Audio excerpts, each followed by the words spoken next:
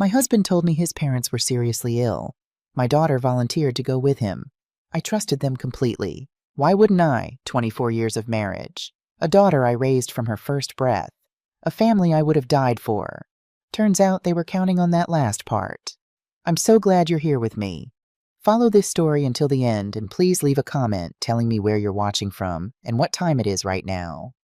Your presence truly means the world to me. And just so you know, this story contains some fictionalized elements for entertainment and educational purposes. Any resemblance to real names or places is purely coincidental. But the message here, that's real. That could save your life. Rain started just after dawn. A soft, stubborn drizzle that blurred the edges of everything outside our windows on Oak Ridge Drive. I sat at the kitchen table watching droplets race down the glass while Elijah moved around the kitchen with the quiet efficiency he'd perfected over 2 decades. He was the breakfast cook. Always had been. From our very first morning after the honeymoon, when he'd burned the toast and set off the smoke alarm, and we'd laughed so hard we ended up eating cereal on the kitchen floor. Somewhere along the way, he got good at it. The smell of fresh coffee and scrambled eggs filled the air. Sandra was scrolling through her phone at the far end of the table, occasionally laughing at something on her screen. 26 years old, beautiful, sharp as a tack, working at a marketing agency downtown. It was ordinary. Perfectly, beautifully ordinary. The kind of morning you don't appreciate until it's the last one you'll ever have. Mom, did you see this article about the new waterfront development? Sandra looked up, her green eyes bright. They're saying it could bring thousands of new jobs. I nodded, sipping my coffee. The firm's been tracking that project. We might bid on the accounting contract. I should explain something here, something important. I'm a financial advisor, have been for 30 years. I manage portfolios for some of Portland's wealthiest families. I know money, I know numbers, I know every trick in the book when it comes to protecting assets. But 5 years ago, I made a decision that would nearly destroy me. I handed Elijah the keys to our personal finances. Not because I was lazy, because I trusted him. After 19 years of marriage at that point, I thought trust was something you could bank on. I was drowning in client work, 60-hour weeks, and Elijah offered to take over the household accounts, pay the bills, manage our investments, handle the day-to-day. You handle the world, he'd said, kissing my forehead. Let me handle home. We're a team. A team. That's what I believed we were. I checked the accounts quarterly at first, then every 6 months. Then I stopped altogether. Why would I? He was my husband, my partner, the man who brought me coffee in bed on Sunday mornings and remembered the anniversary of our first date every single year. That act of trust was exactly what they were counting on. Elijah set a plate of toast in front of me, his hand brushing my shoulder. That small gesture. 24 years of small gestures. You've got that big client meeting today, right? He asked. The tech startup? Yeah, Tech Vista. Meeting's at 11. Should be straightforward. Sandra pushed her eggs around. I've got that project deadline at the agency. My boss is being impossible about the ill. Her words were cut off by the sharp ring of Elijah's phone. I watched his face as he answered. Mom, what's wrong? The transformation was instant. Color drained from his cheeks. His hand gripped the counter knuckles white. How high is his fever? I was on my feet before I realized I'd moved. Okay. I'm coming right now. His hand trembled as he lowered the phone. When he looked at me, tears pooled in his eyes. Catherine, it's Dad. He's running a fever of 103, and Mom severe chest pains. She can barely breathe. My stomach dropped. Walter and Mildred were in their 80s. Any serious illness at their age could be I didn't want to finish that thought. I'm coming with you. I reached for my keys. No, Elijah shook his head firmly. You have Tech Vista. It's important. I'll drive to Salem, make sure they're okay. I'll go with Dad. Sandra stood already pulling her hair back. Grandma and Grandpa need both of us. You handle your meeting, Mom. I looked at my daughter. Smart, caring, beautiful. A surge of pride. Even in a crisis, she knew what mattered. Family. Always family. At least that's what I thought she was thinking. Are you sure? I looked between them. Elijah was already gathering his wallet. Movements quick. Too quick. We'll call you as soon as we get there. Sandra grabbed her jacket. Don't worry, Mom. We'll take care of everything. Everything. She said everything. I pulled them both into a hug. Elijah's sandalwood cologne wrapped around me. Sandra squeezed my hand. Call me the moment you get there, and if they need the hospital, I'm driving straight to Salem. We will. Elijah kissed my cheek. I love you. Love you, Mom. Already heading for the door. I watched their car pull out. Taillights blinking red through rain. The house felt wrong without them. Too big, too quiet. I sat at the empty table, eggs cold, Sandra's charger still plugged in, Elijah's reading glasses by his half-finished crossword, and somewhere deep in my chest something whispered, "Pay attention." I tried to ignore it. I scrolled through my calendar. Tech Vista at 11, client call at 2, dinner with the Johnsons Saturday. But the unease wouldn't leave. Maybe it was the way Elijah grabbed his wallet a little too quickly, like he'd been expecting the call. Maybe it was how Sandra volunteered, not reluctantly, not with the grumbling of a 26-year-old giving up her morning, but eagerly. Almost rehearsed. Or maybe it was something smaller. A look between them I almost missed. Elijah's eyes meeting Sandra's. A nod. Barely perceptible. Had I imagined it, I'd spent 30 years reading people. Financial advising isn't just numbers. It's understanding who's lying and who's telling the truth. I once caught an employee embezzling $2 million because something in his smile didn't match his spreadsheets. My colleagues called it my financial instinct. But I knew it wasn't just financial. It was survival. That ancient whisper that warns you when the people you love are in danger. Or when the people you love are the danger. I walked into the living room. Stood before the mantel. Our wedding photo impossibly young. Sandra's graduation radiant smile. Cannon Beach wind in our hair laughing. 24 years in those frames. Everything I'd ever wanted.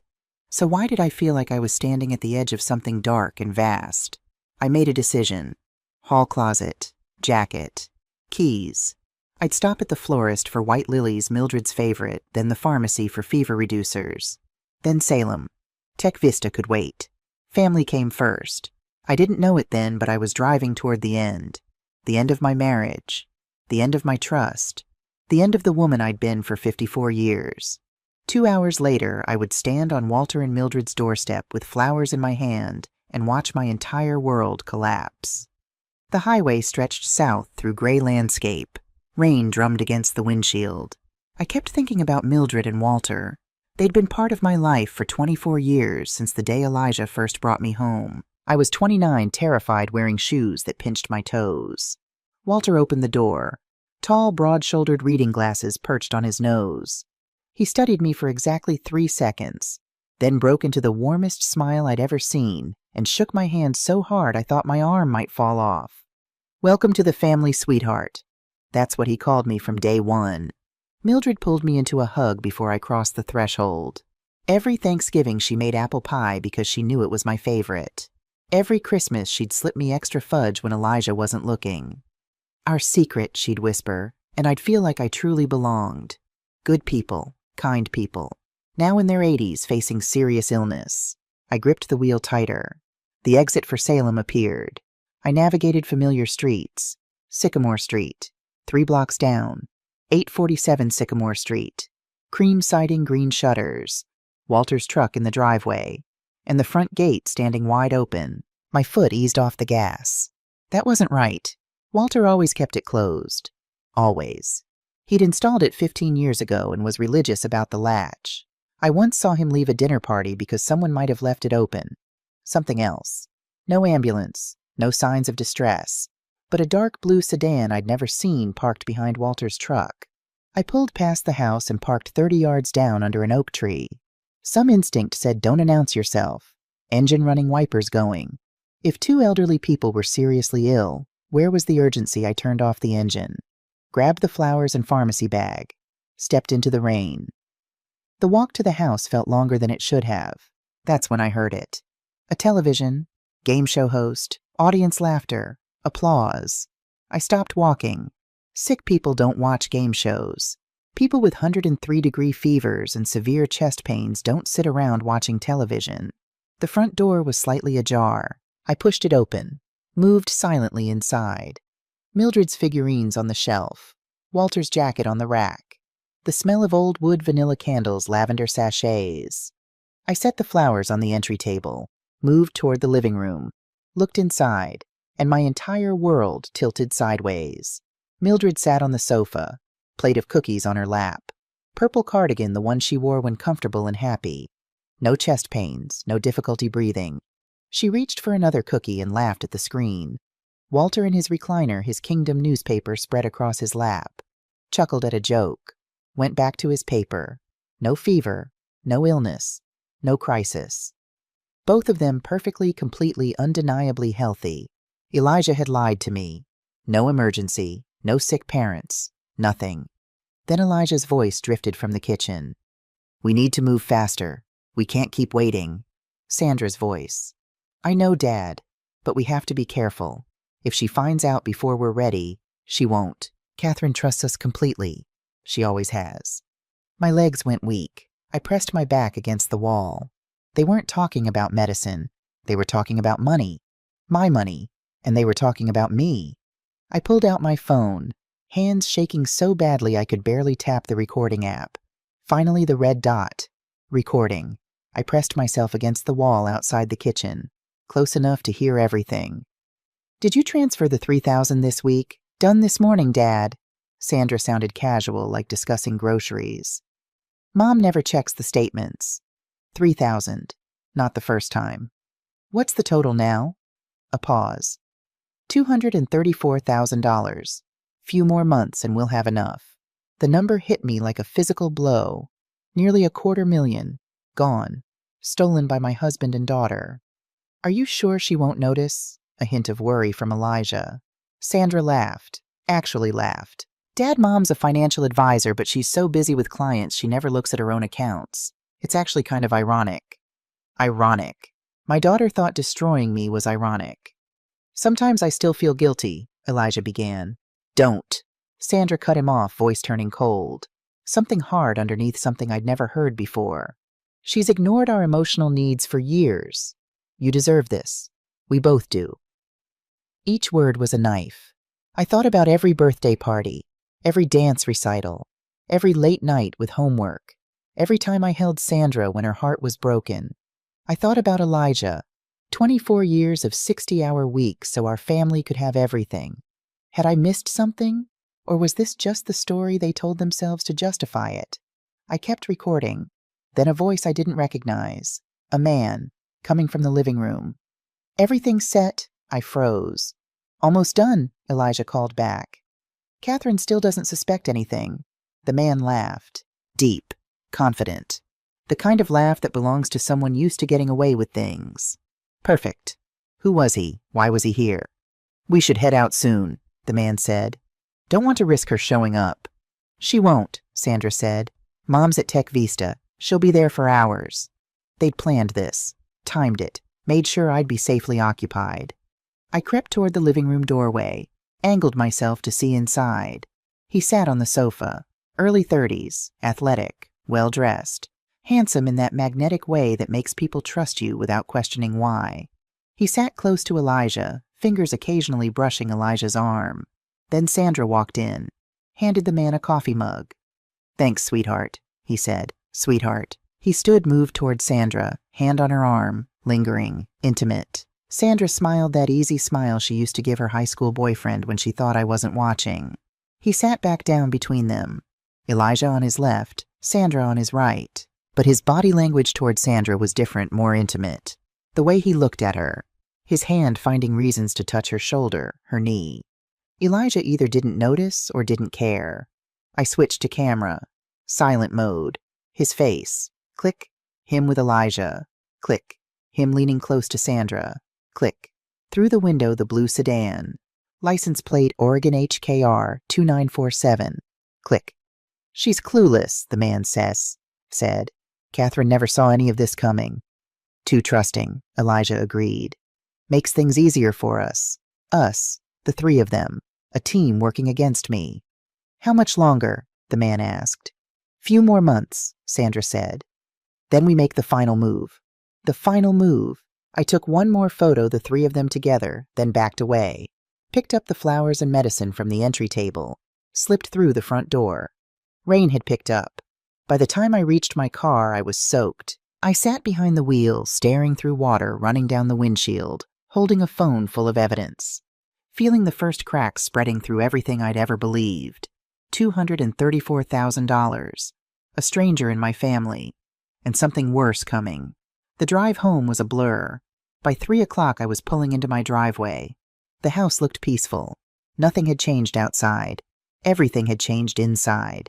Straight to my office, laptop open, joint checking account, 18 months of transactions. There it was, every week, like clockwork. $3,000. Tuesday 1 week, Thursday the next. Always there. Destination investment account, Cayman Islands. I'd never authorized any account in the Cayman Islands. Larger transfers scattered throughout 5,000 here, 8,000 there. Total 234,000. Exactly what Sandra had said. I stood, walked to the window. Outside, a neighbor walked his dog. Normal life while mine collapsed. One transaction caught my eye. $3,000. June 15th. I remembered that day. June 15th was the night I stayed at the office until 10, finishing a major tax filing. Came home exhausted. Elijah already asleep. I'd kissed his forehead and told myself the sacrifice was worth it. Providing for my family. Same day, $3,000 wired to the Cayman Islands. I was sacrificing. They were stealing. The realization came not as tears, but as ice. Something cold and clear settling over me like armor. I found the name I needed. Rebecca Thornton. College roommate. Now one of Portland's top divorce attorneys. 2 rings. Catherine. It's been ages.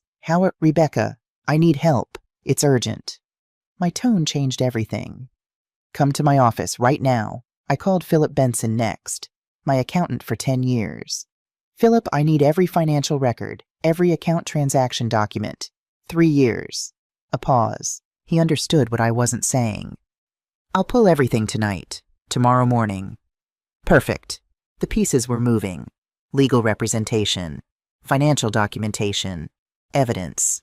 My phone buzzed. Elijah, how did your meeting go? Hope it went well. Love you. I stared at love you until it meant nothing. He called. His contact photo smiled Cannon Beach sunset, him telling me how lucky he felt. I let it go to voicemail. First time in 24 years. Another text. Everything okay? You didn't answer. I typed back with steady hands. Sorry in the car. Meeting ran late. Talk tonight. Love you. The lie came easier than expected. Rebecca's office, 20th floor, glass walls, city lights below. She listened to the recording in silence. 5 minutes of my family discussing how they'd stolen from me. Catherine. Her voice was controlled but furious underneath. This is fraud, embezzlement, conspiracy. This is criminal. I showed her the photos. The man between my husband and daughter. We need to identify him. I'm recommending Beverly Quinn, private investigator, best in Portland. Whatever it takes. Here's what we do. You don't confront them. Not yet. We build an airtight case. Financial records surveillance every transaction. Confront now, they destroy evidence. We lose our advantage. So I pretend exactly. Her eyes met mine. I know it's the hardest thing, but we strike when we're ready. Philip arrived at 8:30. Documents spread across my desk. Catherine, you need to see this. First document, a mortgage on our house, $120,000, 1 year ago. I never took out a mortgage. Someone did. Look at the signature. Close, but the K leaned wrong. Loops too tight. Not mine. And this. He pulled another paper. Your life insurance. 6 months ago, the beneficiary was changed. Where Elijah's name should have been Sandra. My daughter's name on a document I never signed. I never authorized this. Philip's expression was grim. Someone with access to your information, your accounts. Catherine, be very careful. My hands went cold. The mortgage was theft. The insurance change was something else entirely. You change someone's life insurance beneficiary for one reason, because you expect them to die. The front door opened. Mom, we're home, Sandra's bright voice. Philip gathered documents, fast slipped out the back. I forced a smile, walked out. Sandra hugged me. Strawberry shampoo, same since high school. Grandma and Grandpa are so much better. That's wonderful, sweetheart. Elijah kissed my cheek. Thanks for understanding about us leaving. Of course. Pizza around the kitchen table. Normal family. Normal dinner. Sandra talked work stress. Elijah mentioned visiting parents next week. Then Sandra reached across and tucked a strand of hair behind my ear. That small gesture, the same thing she'd done since she was a little girl, standing on a step stool at the kitchen sink, soap on her nose, giggling while we washed dishes together. "You look tired, Mom. You work too hard." I almost broke, almost grabbed her hands and said, I know everything. Please tell me why. Please be my daughter again." Instead, I excused myself to the bathroom, locked the door, cried silently for 2 minutes, washed my face. 3 deep breaths, back out with a smile.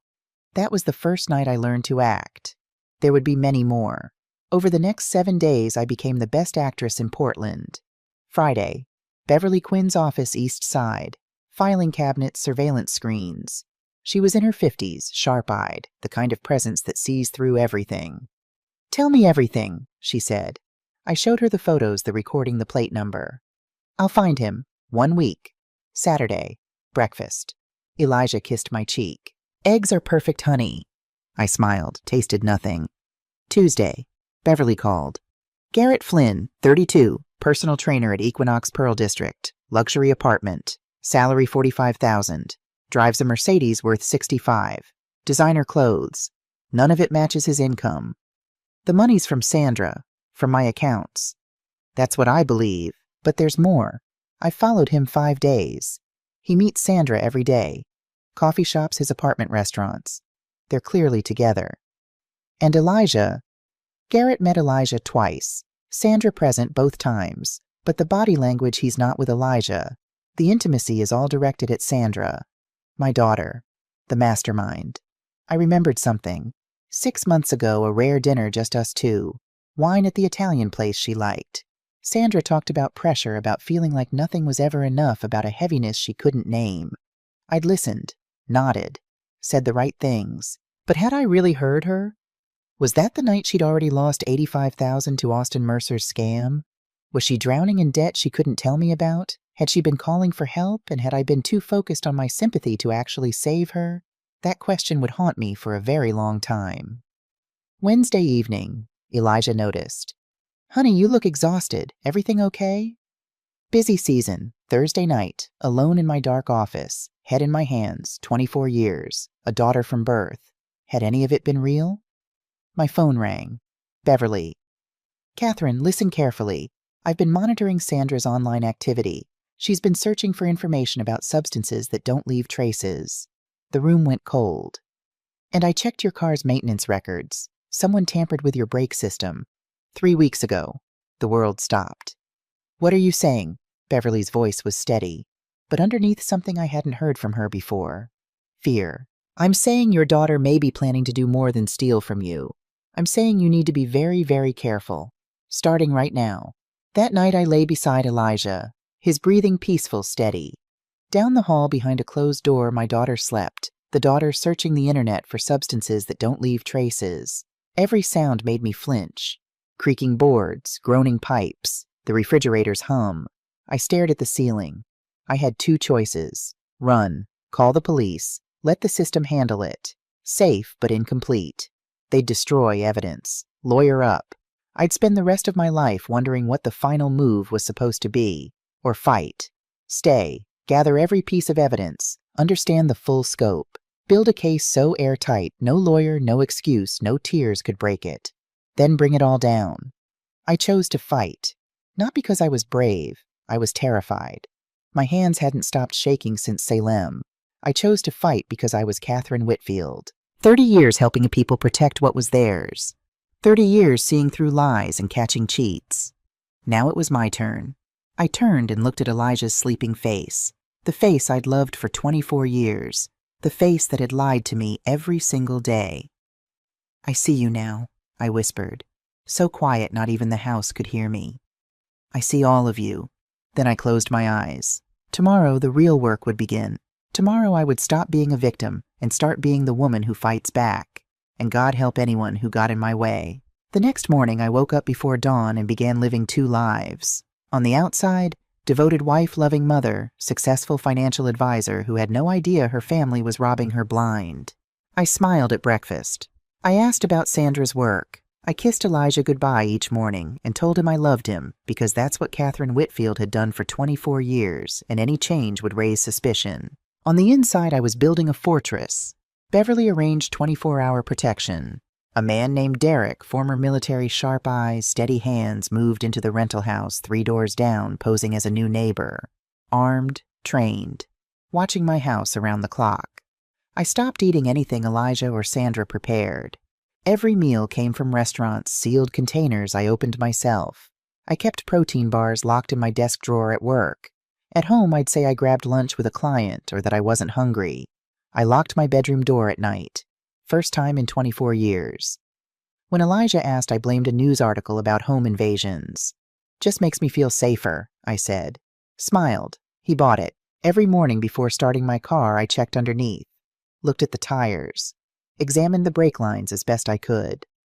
Beverly had given me photos showing what tampering looks like clean cuts versus normal wear. I was living in my own home like a prisoner of war. Elijah noticed the changes by midweek. "You've been eating out a lot," he said one evening, watching me unpack a takeout container at the kitchen table. Sandra sat across from us, scrolling her phone. "I can cook, you know. It's kind of my thing." "I know, honey. Work's just been crazy. Grabbing food between meetings is easier right now." "You sure you're okay? You seem different." For one terrible second, I thought he suspected that behind his concerned eyes he was calculating whether I knew. "Just tired," he said. "Big accounts closing this quarter." He reached across the table and squeezed my hand. His fingers were warm, familiar, the same fingers that had signed forged documents with my name. "Don't work yourself to death, Catherine. We need you. We need you." The irony almost made me laugh, or scream. I couldn't tell which. Later that evening, Sandra came into the kitchen while I was cleaning up. She picked up a dish towel and started drying, standing beside me at the sink, shoulder to shoulder, exactly the way we'd done it 1,000 times since she was a little girl. "Mom, do you ever feel like things got away from you? Like you blink and suddenly you're somewhere you never planned to be?" I went still, my hands in the soapy water. Her voice sounded small, young, like the girl who used to climb into my lap during thunderstorms. "Sometimes," I said carefully. "Why do you ask?" A pause, long enough that I turned to look at her. Her eyes were wet. "No reason." She smiled quickly, wiped her face with the back of her hand. "Just thinking out loud." She kissed my cheek and went upstairs. I stood at the sink for a long time after she left, hands trembling. Because for one moment, just one, I'd seen my daughter. Not the schemer, not the thief. My daughter. Scared and lost and drowning in something she couldn't name. Was she trying to tell me? Was there still time to save her? Then I remembered the internet searches. Substances that don't leave traces. And the ice came back. Day 13, Wednesday afternoon, 5:45. I left my office building and walked to the parking garage, briefcase in hand. The rain had started again, Portland's constant companion. I got in my car, started the engine, merged onto Interstate 5, southbound toward home. Traffic was moderate. Rush hour, but manageable. Rain made the pavement slick, headlights reflecting off wet asphalt. I stayed in the middle lane. Cruise control at 65. 15 minutes into the drive, the car ahead of me braked suddenly. I pressed the brake pedal. Nothing happened. The pedal went straight to the floor. No resistance. No slowing. My car kept rolling forward momentum, carrying me toward the stopped vehicle ahead. No. I pumped the brake. Nothing. Pressed harder. The pedal hit the floor with each push. Useless. Concrete barriers ahead. Cars behind me. A semi-truck to my left, barreling down the highway. Everything slowed down the way it does when your body understands something your mind hasn't caught up to yet. This is how I die. On a wet highway. Alone. And the people who did this to me will collect the insurance and cry at my funeral, and no one will ever know. I yanked the wheel hard right. The car slid across lanes. Tires screamed. A horn blared, the truck missing me by inches. I felt the displaced air rock my car sideways. More horns. My car skidding across 2 lanes. I grabbed the emergency brake, pulled it hard, held on. The car shuddered, fishtailed. But slowly, God, so slowly, began to stop. Gravel crunched under tires as I guided it onto the shoulder. The car lurched, bounced, and came to rest. I sat there, Hands locked on the wheel, heart hammering so hard I thought my ribs would crack. Cars rushing past. Some honked. Most didn't notice. A knock on my window. A man in a rain jacket. "Ma'am, you okay? That was close." Brakes failed. My voice sounded like it was coming from somewhere else. "Need a tow truck." "Want me to call someone?" "I've got it. Thank you." He hesitated, then walked back to his car. I pulled out my phone with shaking hands. At the repair shop, a mechanic crawled under my car. 20 minutes later, he emerged, wiping his hands on a rag. His face told me everything before he spoke. "Mrs. Whitfield, your brake lines were cut. Deliberately." The coffee cup stopped halfway to my mouth. "These are clean cuts, not wear and tear. Someone wanted your brakes to fail." I stared at the photos he showed me on his phone. Precise slices through the brake lines. Intentional. "This is sabotage, ma'am. You need to report this to police." An officer came within the hour. Statement. Photos. Report filed. "Do you have any idea who might have done this?" I thought about Sandra, about the internet searches, about the brake tampering Beverly had warned me about 3 weeks ago that had finally done its job today. "No," I said. The lie tasted like survival. I walked through my front door at 8:30 to find Elijah and Sandra on the couch watching television. Sandra jumped up. "Mom, we heard about the car. Are you okay?" She rushed over, hugged me tight. I stood rigid, studied her face over her shoulder. Genuine concern or disappointment that I was still alive. "What happened?" Elijah stood face worried. "Brake failure. I'm fine, just shaken." "Oh my God, Catherine." Hand to his mouth. "You could have been killed." "Dad, that's terrifying." Sandra pulled back, looking up at me with wide eyes. "You could have died." I met her gaze directly. "I know, sweetheart." Behind those concerned eyes, what was she really thinking? We ate a late dinner. They fussed over me, asked questions, expressed relief in all the right places. A perfect performance from all three of us. That night, lying in bed, I stared at the ceiling and listened to every sound in the house. The person who tried to kill me was sleeping 20 feet away. I didn't close my eyes until dawn. 3 days passed in uneasy quiet. Then, on a Sunday morning, my daughter made me coffee. 9 a.m. I sat in the living room newspaper on my lap, trying to maintain normality while every nerve burned. Footsteps on the stairs. Sandra came down already dressed, face bright. "Good morning, Mom. Want some coffee? I'm making your favorite." Caramel latte, extra shot of espresso. She only made that on special occasions, my birthday, Mother's Day. "That would be great, sweetheart."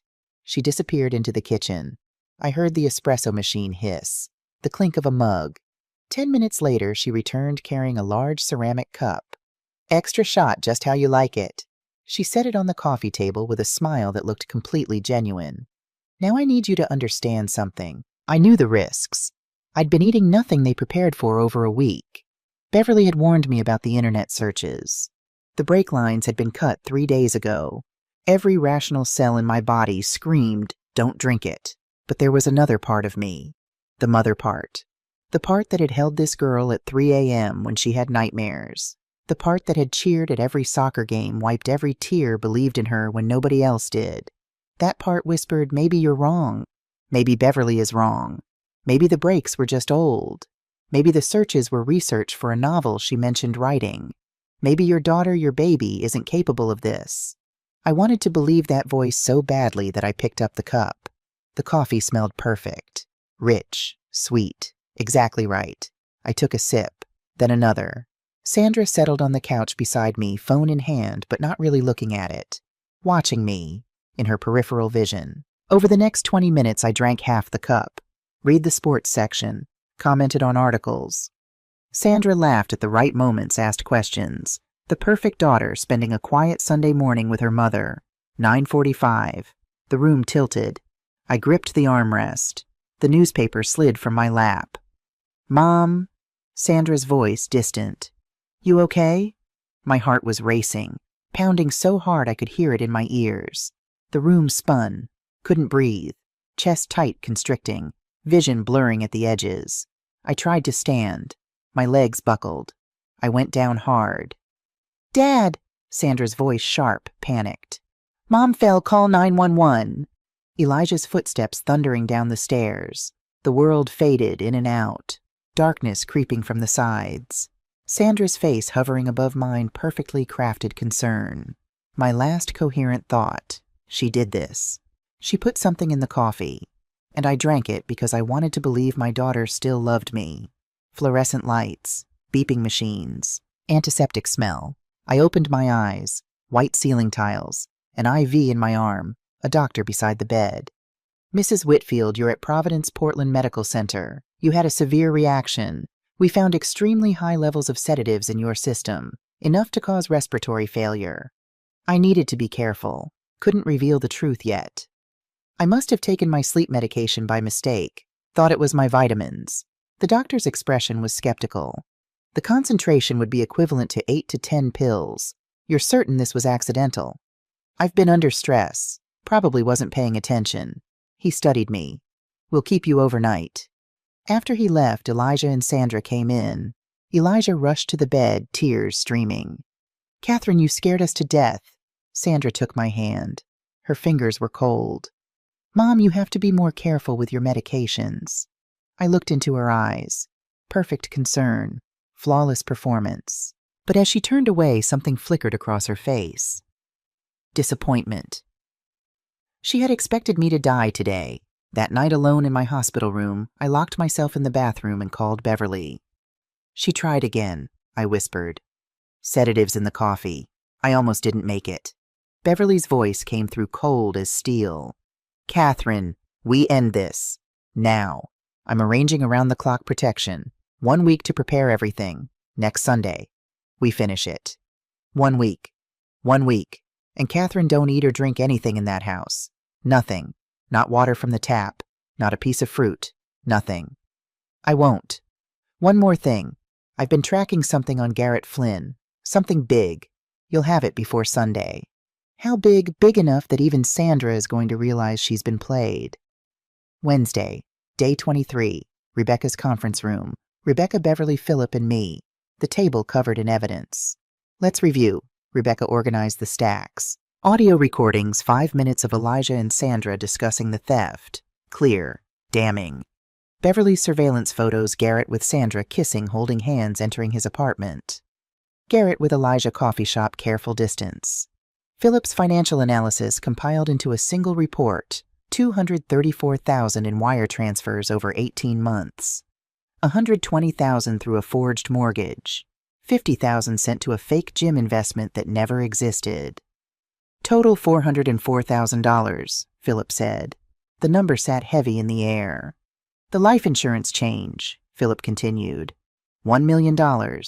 Beneficiary switched from Elijah to Sandra. Signature forged. Beverly added her findings. Brake sabotage mechanics report confirming deliberate tampering. Hospital records from the sedative overdose. Rebecca tapped the table. This is enough for criminal prosecution. Fraud, embezzlement, conspiracy to cause serious harm. The evidence is overwhelming.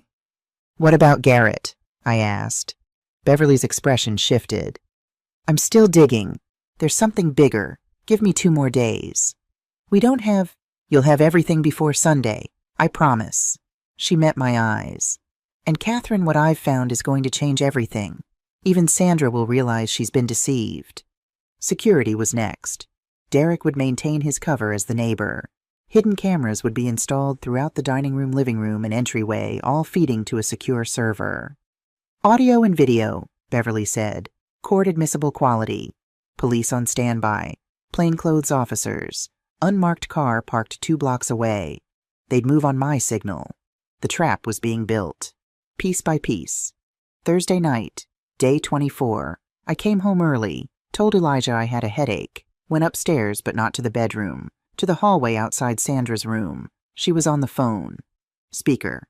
When Dad thinks you're his friend, Sandra's voice. Garrett on speaker, smooth and confident. Let him think that. We need his cooperation. But Mom, when is it going to happen? My heart stopped. Be patient, babe. First attempt didn't work. There are other ways. I can't wait much longer. I need that insurance money. Soon. Very soon. Promise.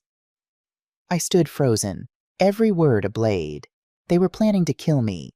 My daughter and her boyfriend actively discussing my death for $1 million payout. But underneath Sandra's cold words, I heard something Beverly had trained me to listen for: the cadence of someone being led. Garrett controlled the conversation. Smooth, soothing directing. Sandra followed. Desperate, scared, clinging. Was my daughter a monster, or was she a drowning woman clinging to the wrong lifeline? It didn't matter. Not right now. What mattered was surviving until Sunday. I backed away silently. Down to my office. Called Rebecca. They're planning another attempt. It could succeed this time. Rebecca's response was ice. Then we strike first. Sunday. Everything accelerates. Friday evening. Day 26. Chinese takeout around the kitchen table. I set down my chopsticks. Casual as breathing. Let's do a family dinner Sunday night. Here at home. I have an important announcement about our future. Elijah looked up surprised, but pleased. Sounds wonderful. What's the occasion? You'll see. I turned to Sandra. And sweetheart, why don't you invite Garrett? I'd like to meet him officially. The change in Sandra's expression was instant. Fear flashed across her face, quickly masked, but not quickly enough. Garrett, why would... Your dad mentioned how helpful he's been. I'd like to thank him properly. Sandra's voice was careful. I'll ask him. Great. Sunday at 7, formal dinner. I returned to my food as if the conversation was trivial. But I'd seen it. That moment of panic. She could feel the trap closing, she just couldn't see it yet. Saturday. Final preparations. Rebecca texted police on standby. Ready on your signal. Beverly installed hidden cameras. Tiny devices positioned throughout the dining room, living room entryway. Everything recorded, she said. Court admissible. I spent the afternoon writing and rewriting what I'd say. Practicing steady hands. Calm voice. 6 p.m. I called Beverly for the last update. The information on Garrett. Got it this morning. Catherine, it's bigger than we thought. What I found is going to prove that even your daughter has been a pawn in a game she doesn't understand. Tell me. Not on the phone. You'll see it Sunday. Trust me, when that door opens, everything changes. Sunday morning. Clear, cold skies. I stood in the kitchen at dawn watching the sun rise over Portland. The city woke slowly, lights flickering on early traffic beginning to move.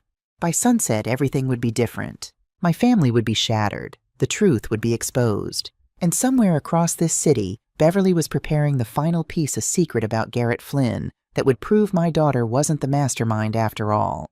She was just another victim. I poured coffee made with my own hands in my own kitchen from a sealed bag I'd bought myself and waited for the longest day of my life to begin. Sunday dinner, 7 p.m. The table is set. The candles are lit. The trap is ready. And someone is about to walk through my front door who will change everything. If you haven't watched parts 1 and 2, please go back now. What happens next won't make sense without understanding everything that came before. For those of you who've been with me from the beginning, this is it. The final chapter, the night everything ended, and the morning everything began again. Sunday, 4 o'clock in the afternoon. I started setting the dining room table with the kind of precision most people reserve for surgery.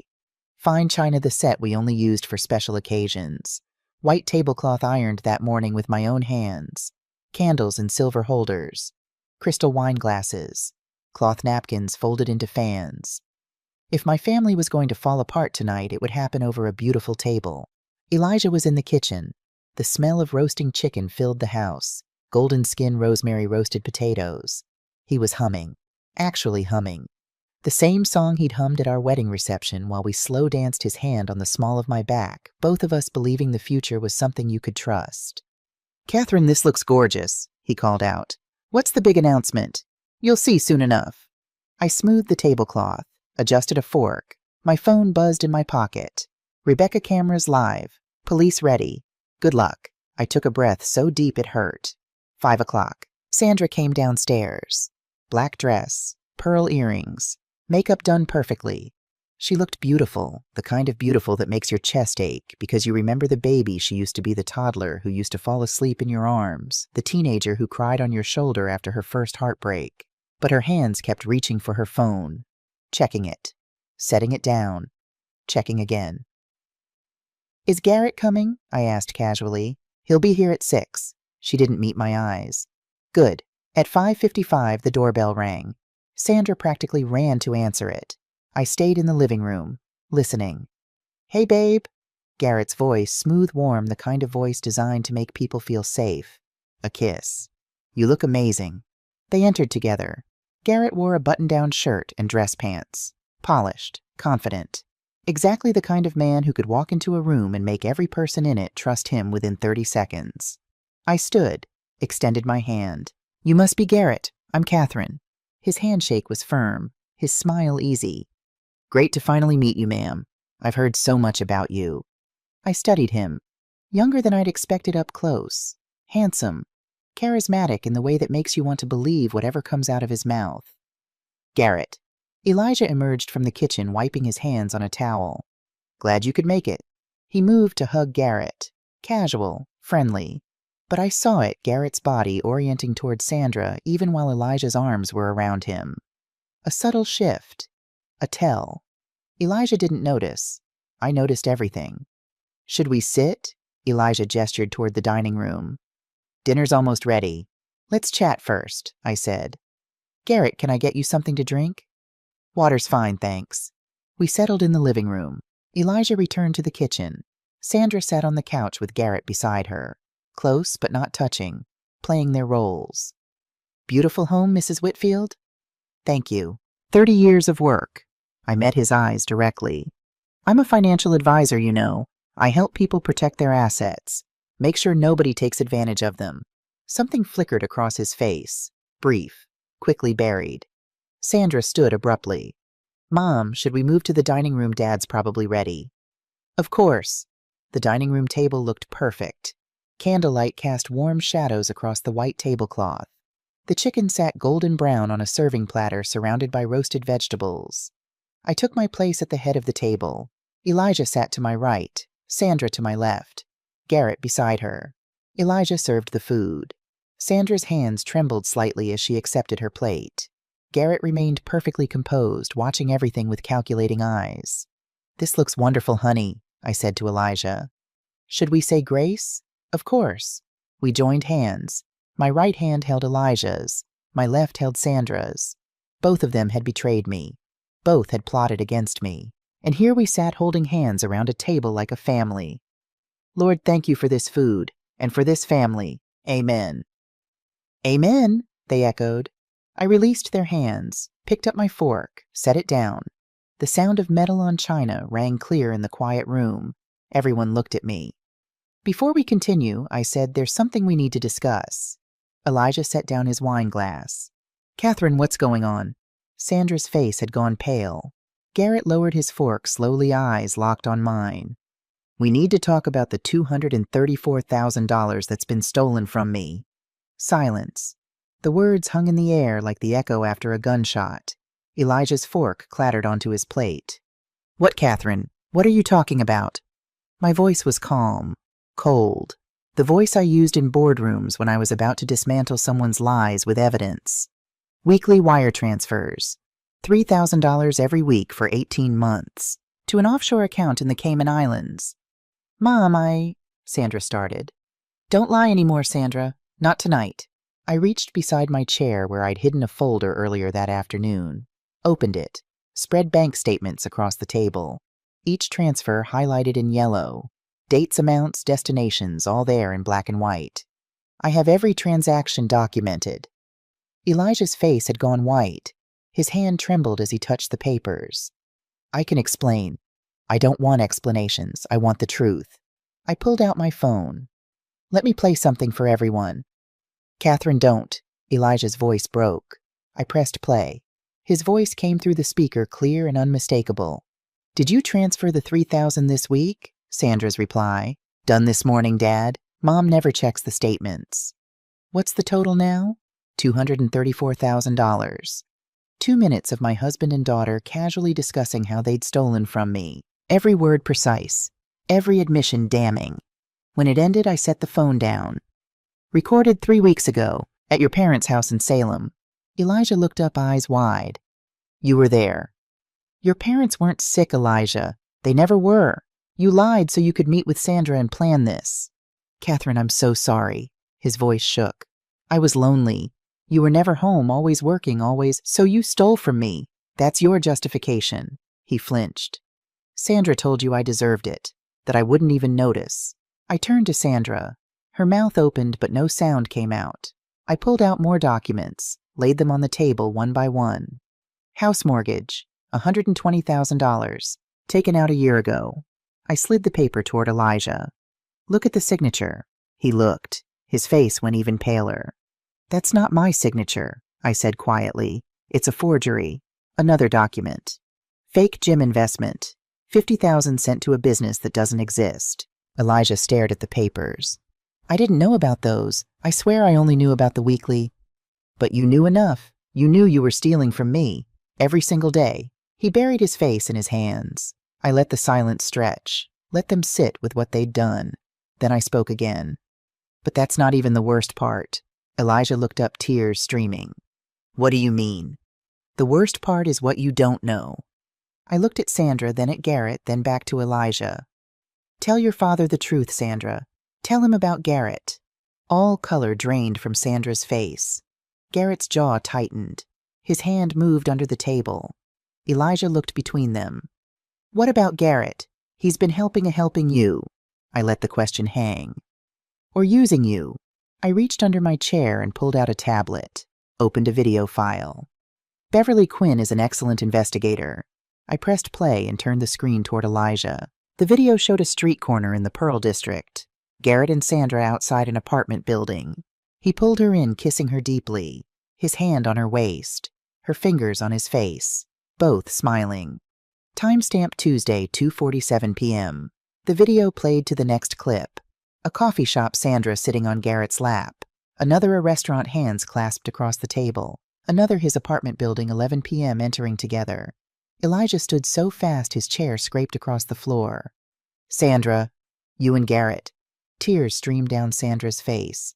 Dad, I'm sorry. You're sorry. Elijah's voice cracked. I thought he was my friend. I thought he cared about this family. He never cared about anyone in this family, I said. Sandra met Garrett 10 months ago. They planned everything. The theft, the offshore accounts, the forged documents. They used you as an accomplice without you knowing the full scope. Elijah turned to Sandra, face twisted with hurt. You used my loneliness, my unhappiness. Dad, you weren't happy with Mom. So you exploited that to steal from your mother. I kept my voice level. You used everything. Our marriage problems, my work schedule, even your grandparents. Did Grandma and Grandpa know? No, they're innocent. That day they were legitimately fine. Sandra used it as cover. But theft wasn't enough for you, was it, Sandra? I placed the final documents on the table. Life insurance beneficiary change, 6 months ago. Changed from your father to you, $1 million. I let that sink in. I never signed that authorization. It's forged. Another document. Mechanics report. My brake lines were deliberately cut 3 weeks ago. I nearly crashed on Interstate 5 at 65 miles per hour. Elijah's hand flew to his mouth. And 2 Sundays ago, I continued, I collapsed after drinking coffee you made me, Sandra. The hospital found dangerous levels of sedatives in my system, enough to cause respiratory failure. Elijah turned to Sandra with an expression I will never forget. Not anger, horror. You tried to kill your mother. No, I would never. I have recordings, Sandra. I heard you on the phone with Garrett. When will it happen, you asked. I need that insurance money. Sandra's face crumpled. I was drowning in debt. Austin Mercer scammed me out of $85,000. I lost everything. Garrett said he'd help. And you chose to trust a stranger over your own mother. I forced the next words past the lump in my throat. You chose money over family. You chose to steal from me, to forge my signature, to cut my brakes, to poison my coffee. She sobbed harder, but said nothing. What could she say? You chose, I repeated quietly, to try to end my life. Elijah slumped in his chair like someone had pulled the bones out of his body. He stared at Sandra as if looking at someone he'd never seen before. My daughter, he whispered. Sandra reached for him. Daddy, please? He pulled away. Don't. The word hung in the air, a father rejecting his child. Not out of cruelty, out of a grief so deep it had no bottom. I stood up from my chair and moved toward the dining room doorway. But there's one more thing, one final lie that needs exposing. I looked directly at Garrett. Tell them, Garrett, Tell them about your real life, the one Sandra doesn't know about." His face went pale. The confident mask he'd worn all evening cracked. For the first time that night, he looked truly afraid. I stepped to the doorway and called out, "You can come in now." The front door opened. Footsteps in the hallway, slow, hesitant, uncertain. A young woman appeared in the doorway holding a small boy in her arms.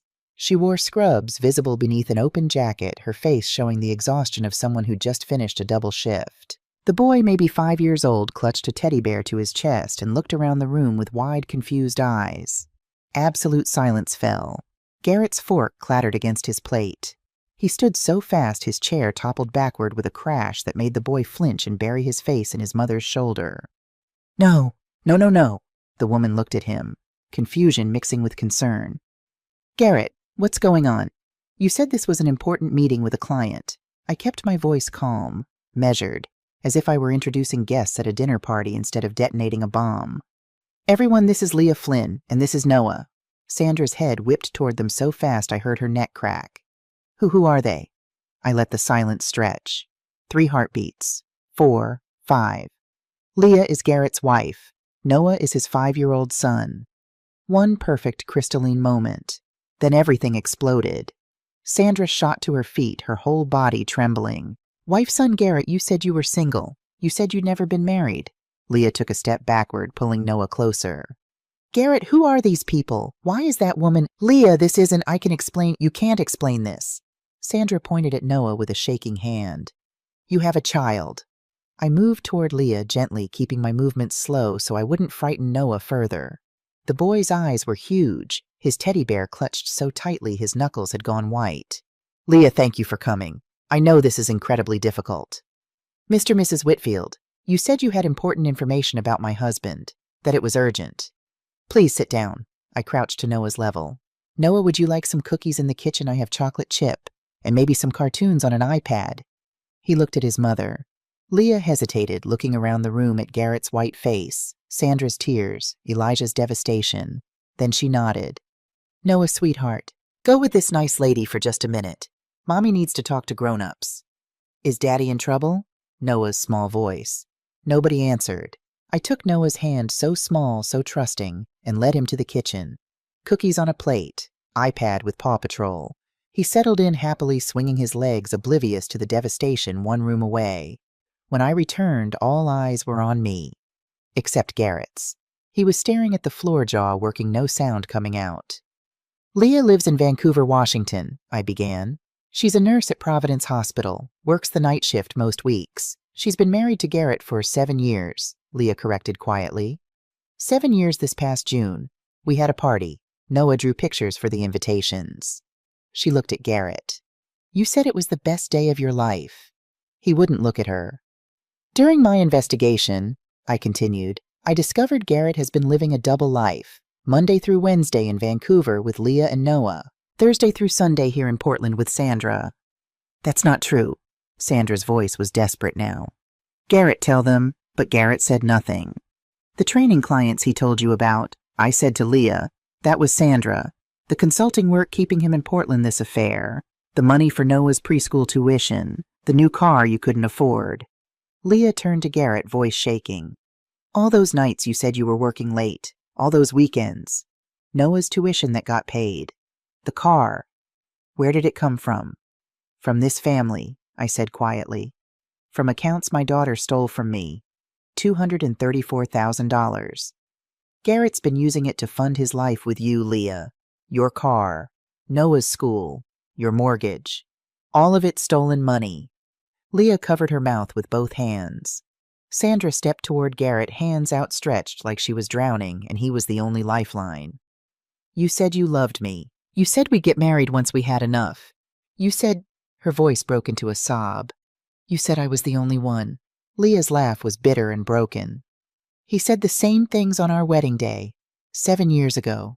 Said I was his forever." The silence that followed was absolute. Then Sandra collapsed back into her chair, her whole body folding in on itself. It was all lies. Everything. All of it. Yes. I kept my voice steady, even though inside I felt nothing but ice. "Garrett Flynn is a professional con man. He targeted you, Sandra. Saw your vulnerability, your desperation after Austin Mercer took your money and he exploited it. Used you to access my accounts. Used your father's loneliness to maintain his cover. The same way he's been using Leah and Noah. I turned to Leah. I'm sorry you had to find out this way. Leah straightened her spine, wiped her eyes. Something iron in her voice when she spoke. I'm glad I know. Better now than 10 more years of lies. She looked at Garrett with something that might have been pity.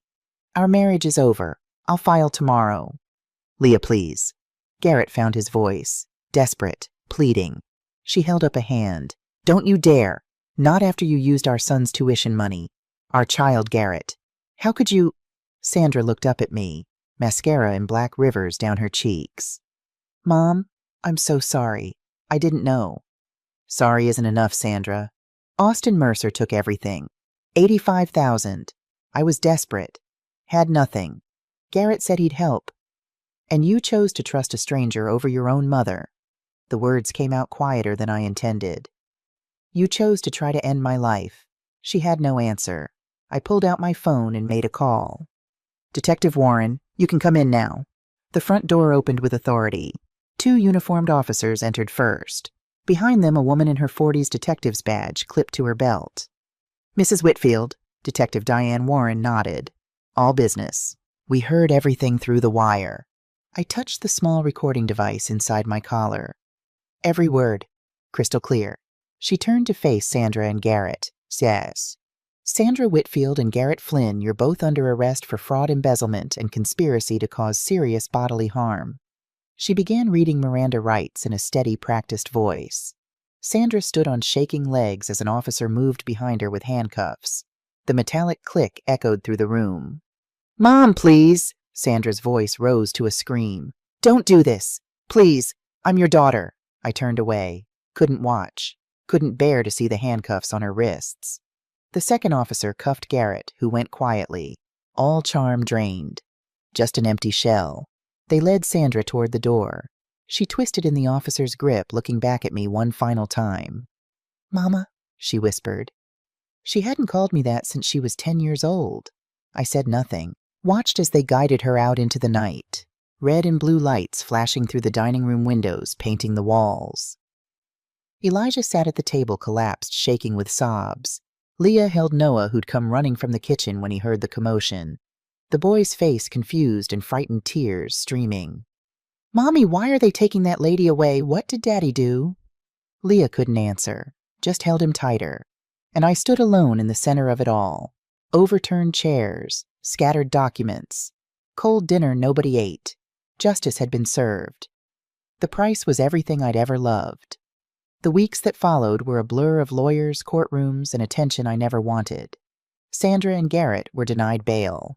Flight risk offshore accounts, evidence of planning. Elijah cooperated fully, turned over everything he knew. 2 days later, he moved out. Went to stay with his brother across town. The trial preparation consumed weeks. The prosecutors, led by Assistant District Attorney Sarah Mitchell, 20 years of experience and a reputation for being relentless, built their case methodically. Defense attorneys tried plea deals. Rebecca sat across from me. They're offering a deal. Sandra could plead guilty to lesser charges. 3 years instead of 10. No deals. Catherine, seeing Sandra on the stand is going to be painful. I need the truth on record. All of it. No shortcuts. She studied me, nodded. Full trial it is. Day 2, I took the stand. 4 hours. The cross-examination was savage. Mrs. Whitfield, were you an emotionally distant mother? I worked hard to provide for my family. But did you ever tell Sandra you loved her? Every day of her life. Yet she felt desperate enough to steal from you. Why do you think that is? I had no answer that would satisfy them. That question, why, was the one I couldn't solve with evidence or logic. It lived in a place beyond both. Day 5. Sandra took the stand. Sobbing before the prosecutor asked the first question. I made terrible mistakes. I was drowning in debt. Austin Mercer scammed me out of $85,000 and I was desperate. Garrett promised to help. I trusted him. The prosecutor's voice was cold. Did you put sedatives in your mother's coffee on March 10th? Long silence. The entire courtroom waited. Yes. Did you know that dosage could end her life? Another pause. Barely a whisper. Yes. The courtroom erupted. The judge called for order. March 28th. After 6 hours of deliberation, Garrett Flynn guilty on all counts. 12 years.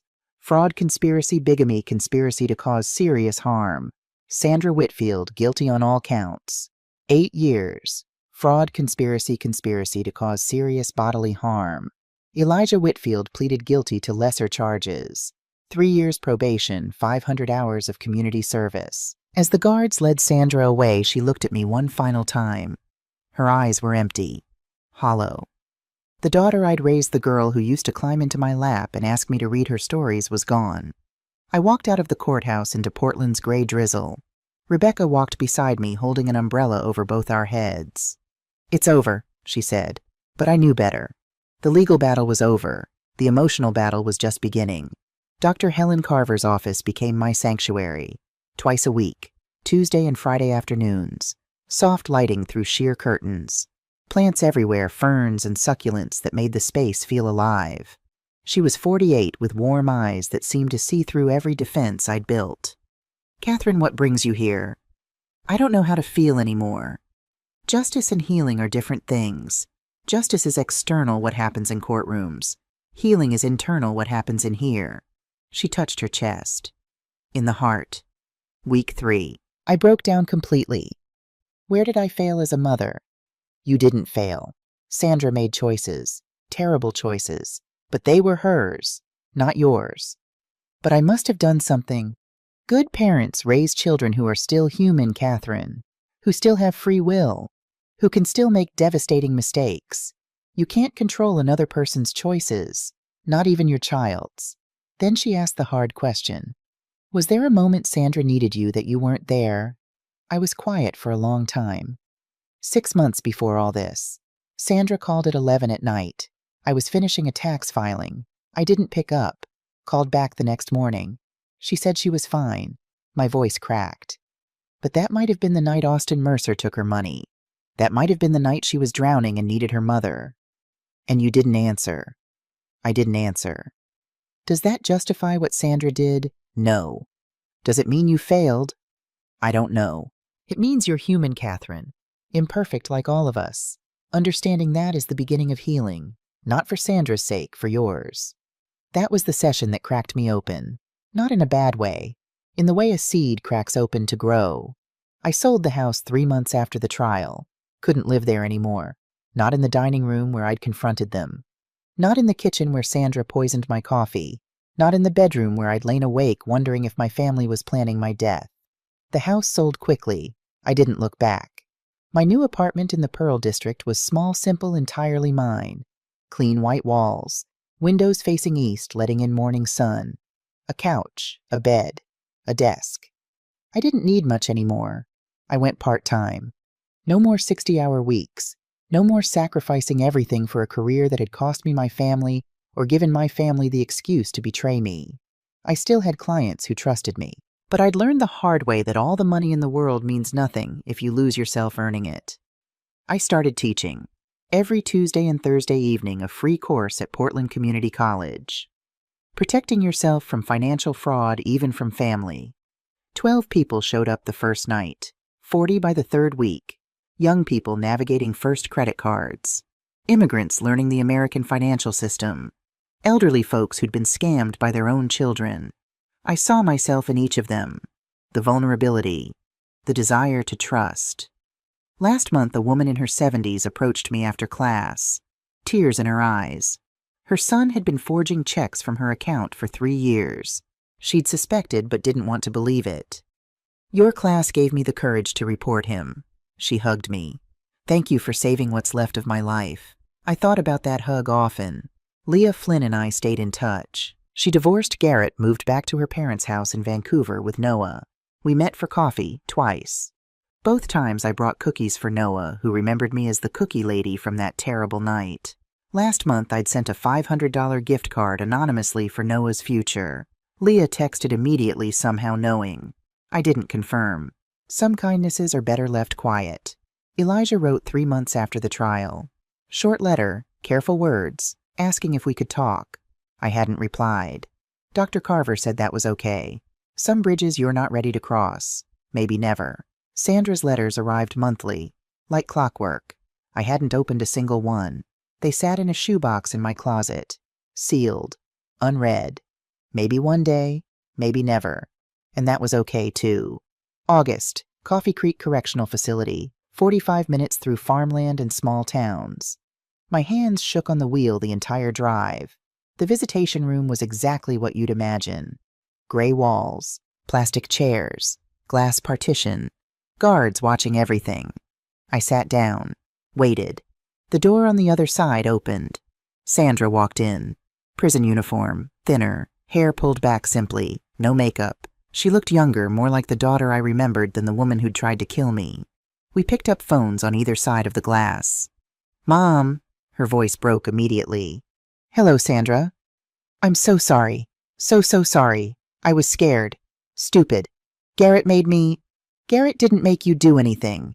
My voice was quiet, but firm. "You made choices, Sandra. Your choices." "I know," sobbing now. "I'll regret it every day for the rest of my life." I looked at my daughter through the glass. Practiced the words I'd rehearsed with Dr. Carver for weeks. "Sandra, I forgive you." She collapsed forward, sobbing harder, but I wasn't finished. "I forgive you not because you deserve it, but because I deserve peace." She looked up. "Forgiveness doesn't mean what you did was right. It doesn't mean I'll forget. It doesn't mean you won't serve your sentence. It means I'm choosing to release the hatred that's been eating me alive from the inside out."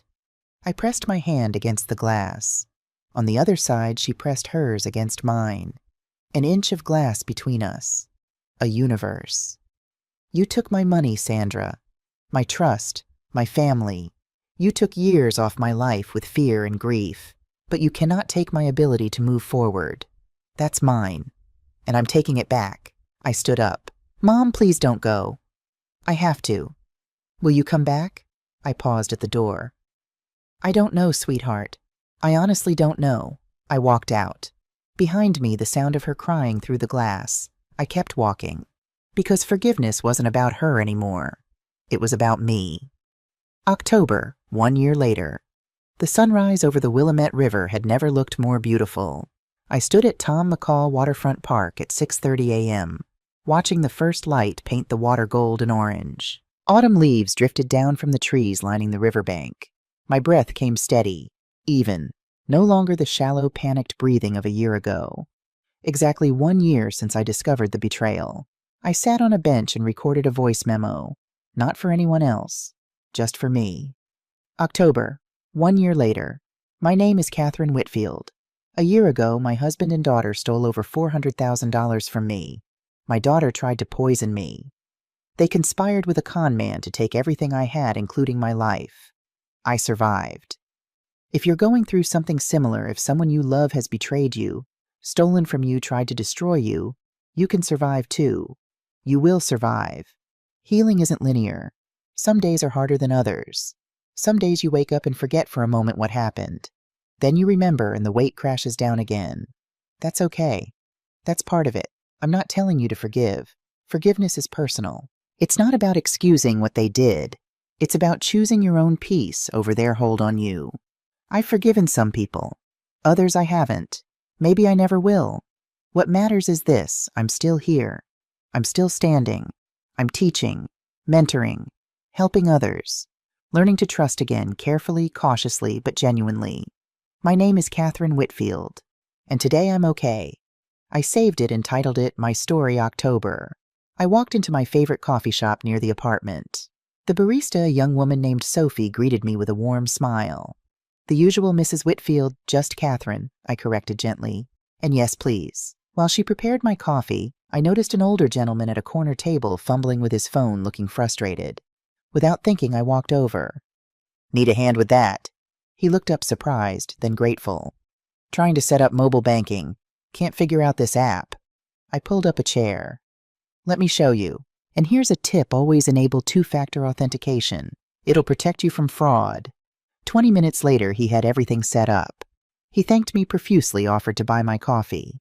"Just pass it forward," I said. "Help someone else when you can." Sophie handed me my cup with a note scribbled on the side.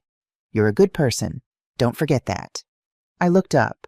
She just winked and moved to the next customer. I walked out into the October morning, coffee in hand, leaves falling, rivers sparkling in the distance, joggers passing by, people living their lives. And for the first time in a year, I felt it. Real, genuine, earned. Not the fragile hope of those early months. Something deeper. Something that had survived fire and come out the other side. I didn't know what the future held. Didn't know if I'd ever fully trust again. Didn't know if I'd open Sandra's letters or answer Elijah's. But I knew this.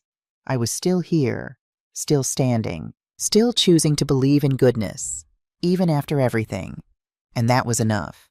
That was more than enough. The morning sun warmed my face as I walked home. It was going to be a beautiful day.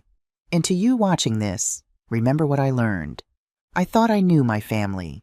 I thought 24 years of marriage and raising a daughter meant something. I thought trust was earned through time, sacrifice, and love. I was wrong about the people, but I wasn't wrong about the principle. Trust is still worth having. Love is still worth giving. Family is still worth fighting for. You just have to make sure the people you give those things to deserve them. Check your bank accounts. Watch for the warning signs. Trust, but verify. Love your family, but protect yourself. And when God shows you the truth, no matter how painful, have the courage to face it. Don't wait like I did. Don't wait until you've lost $400,000 and nearly your life. That's what this story cost me to learn. Now it's your turn to share. Have you ever been betrayed by someone close? How did you handle it? Leave your thoughts in the comments. I read every single one. If this story resonated with you, please subscribe and share it with someone who needs to hear it. Thank you for staying with me until the end. It means more than you'll ever know.